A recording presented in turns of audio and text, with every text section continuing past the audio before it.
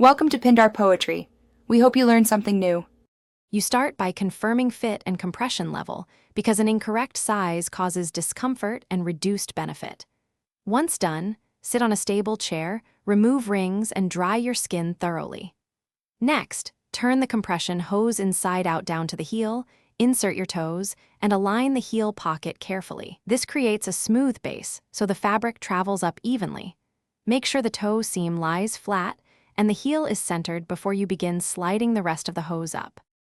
Once the heel is set, you work methodically up the leg to prevent wrinkles and pressure points.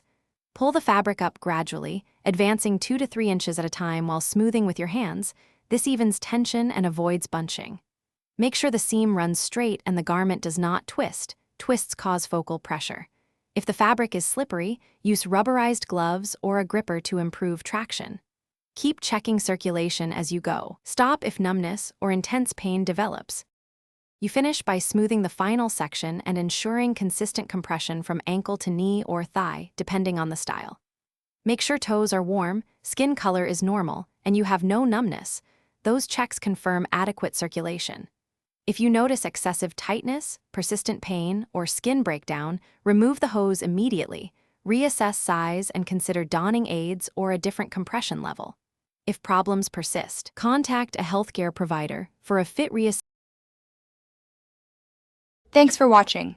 Consider subscribing if we helped you.